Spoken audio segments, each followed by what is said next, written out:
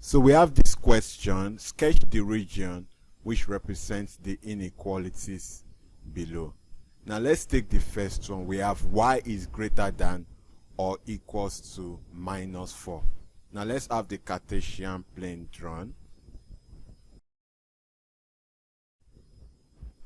So remember, this is the y-axis and this is the x-axis. So we can have 2, 4. We can have -2, -4. If we like, we can put 2, 4 here also, and -2, -4. Now we are told to represent y is greater than or equals to -4. Now remember that greater than or equals to means a solid line. So we have a solid line. So we come to y is greater than or equals to -4. So this is -4 on the y-axis. So we draw a solid line. Can you see? Now because it's greater than or equals to -4 and it's on the y-axis, it means that we shade the region above the solid line. Does this make sense? And this here is our answer. Let's do B. For B, we have x is less than or equals to 3. So we draw the Cartesian plane. This is the y-axis. This is the x-axis. We can have 1, 2, 3, -1, -2, -3. We can have 1, 2. We can have -1, -2. Now x is less than or equals to 3. Now because it's less than or equals to, we know that it's a solid line. So we come to 3 and then we draw a solid line. Can you see? Now because it's less than or equals to, that means we shade the region on the left hand side of the solid line. So we have these sides. Do you understand? Alright, let's take C.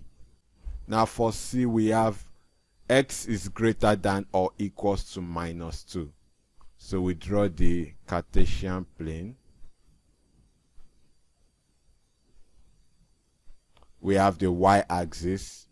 We have the x-axis. We can have 1, 2, -1, -2, 1, 2. We can have -1, -2. Now remember, we have x is greater than or equals to -2. Now since it's greater than or equals to, it means that it's a solid line. So we come to -2 on the x-axis and draw a solid line. So we have a solid line. Now since it's greater than or equals to, it means that we shade to the right of the solid line. So these sides would be the answer. Can you see? I hope you understand. Let's take the last example. So for D, we have y is less than or equals to 1.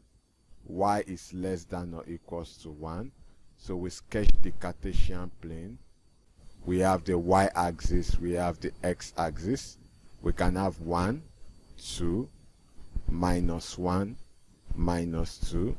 We have 1, 2, -1, -2. Now remember, the question is y is less than or equals to 1. So since it's less than or equals to, we are using a solid line. And then less than or equals to 1. So we come to 1 on the y-axis and then we draw a solid line. Can you see? Now because it's less than or equals to, it means that we shade below the solid line. So we go below the solid line. Does this make sense? And this here is our answer. I hope you understand.